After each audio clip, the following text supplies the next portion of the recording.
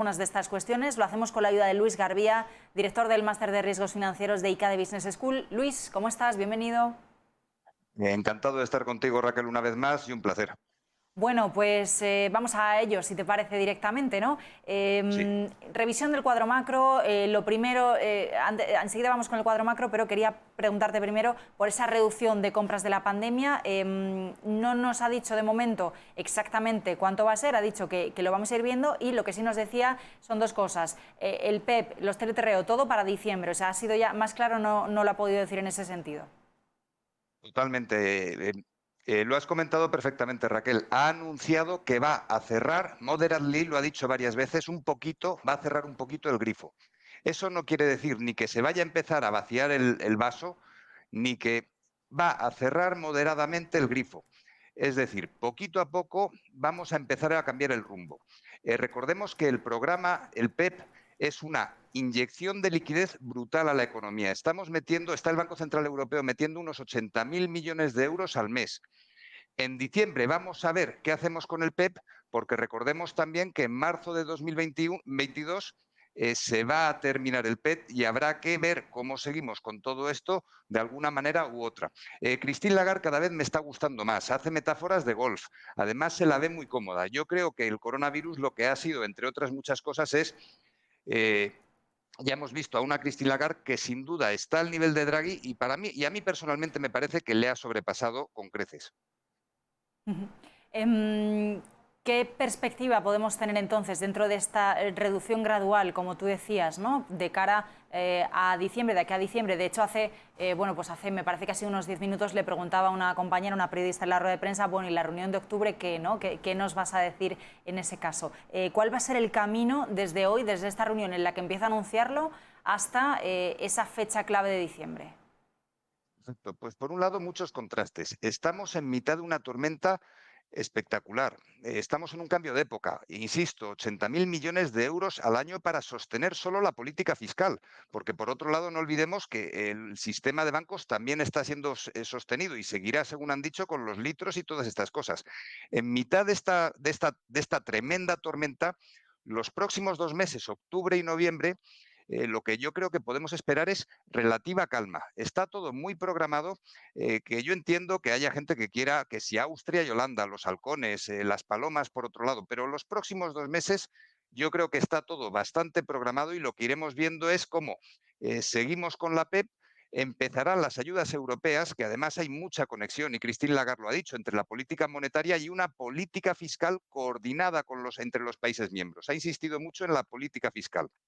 Lo lleva haciendo tanto Christine Lagarde ahora como Draghi antes, desde hace mucho tiempo. En ese sentido, ¿qué esperamos? Tranquilidad de aquí a diciembre dentro de esa tormenta enorme, y en diciembre ya veremos cuál es el siguiente paso que se anuncia para la siguiente fecha clave, que es marzo de 2022. Dentro de esa estrategia, ¿no?, que el Banco Central siempre demanda, como tú bien decías, lo hacía Draghi, lo hace Lagarde ahora, siempre insisten en esa necesidad de continuar con reformas estructurales, con esa necesidad de hacer una política fiscal ambiciosa, ¿no?, y de seguir apuntalando la economía.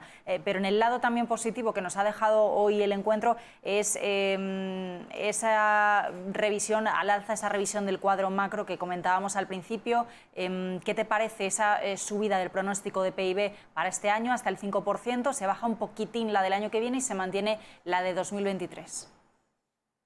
Insistiendo en que estamos en mitad de una tormenta, a mí me ha dejado tranquilo. Tranquilo en el sentido de la inflación es temporal, así lo ha dicho Lagarde y ha insistido en ello. La inflación es temporal, veremos cómo en otoño sube todavía un poquito más, pero a lo largo del año que viene es de esperar que se estabilizará.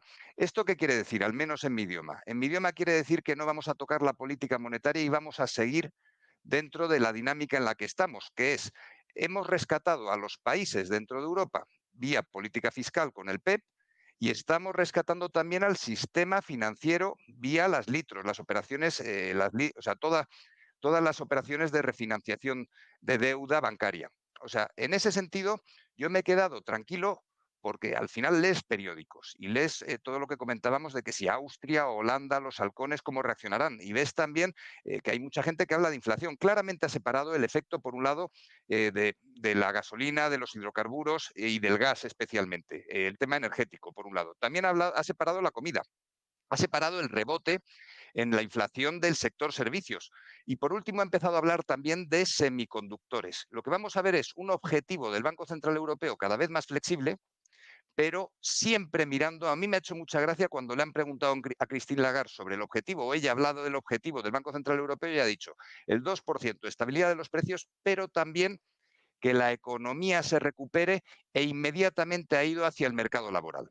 ¿Qué quiero decir con esto? Que cada vez la forma de funcionar del Banco Central Europeo, aunque con lo del tapering evidentemente quiere seguir su rumbo, se parece más en cuanto a objetivos y en cuanto a unidad a cómo funciona la Reserva Federal. Y en ese sentido a mí me deja un poquito más tranquilo pensando en que estamos en mitad de una tormenta y siempre hay riesgos en relación con Austria y en relación con Holanda, y que al final Austria y Holanda, como es razonable, piensan, ¿para qué nosotros vamos a pagar la fiesta del sur?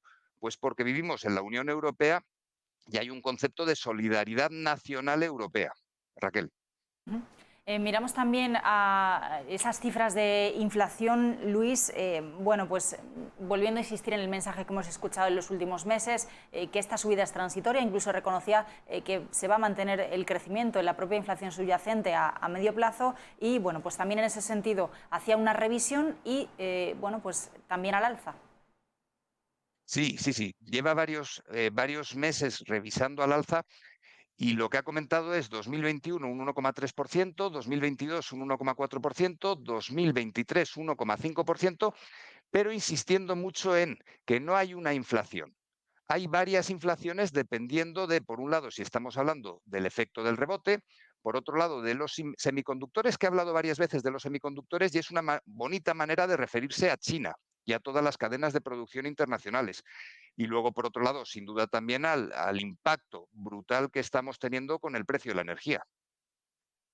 No, de hecho, también decía que espera que esos cuellos de botella, ¿no?, que estamos viendo en las cadenas de suministro empiecen a solucionarse. Bueno, me parece que ha dicho primer semestre de 2022, ¿no?, como esa fecha clave, pero bueno, al menos en el caso de los semiconductores no lo sé. De hecho, hemos tenido esta semana varias alertas de varias industrias, como la automovilística. Absolutamente de acuerdo. 2022, el primer semestre de 2022 para mí ya es larguísimo plazo, pensando en que tenemos que mirar octubre, noviembre y diciembre. En diciembre, hasta diciembre parece que vamos a llegar más o menos tranquilo. Desde diciembre miraremos a marzo, pero es que lo que nos ha demostrado el coronavirus, y luego Filomena en el caso de Madrid en concreto o en España, estoy pensando en la última crisis que haya habido, es que de aquí a un mes la situación puede cambiar totalmente. De momento, pensando en el corto y medio plazo, la inflación es transitoria y luego esperemos que los cuellos de botella se solucionen, pero sin duda de aquí a junio volveremos a ver otra colección de sucesos alucinantes que hagan volver a aplicar una política monetaria excepcional. O sea, al final recordemos todos que la Reserva Federal empezó con el tapering en 2015, pensando que ya nos habíamos recuperado todavía no sé de qué, cuando llegó el coronavirus y volvieron a tener que aplicar una política monetaria expansiva. O sea, la situación en la que estamos es de transición hacia una nueva economía. Que nadie piense que vamos a volver a una antigua normalidad. ¿Qué hay que hacer lo que queda de año y especialmente en los próximos 3 años en España? Digo 3 años por ajustarme al periodo electoral. Reformas estructurales para adaptar la economía española a la nueva economía digital. En España, todavía en algunos sectores seguimos en la sociedad feudal. La sociedad industrial ya no existe en gran medida. Tenemos que adaptarnos a una sociedad digital.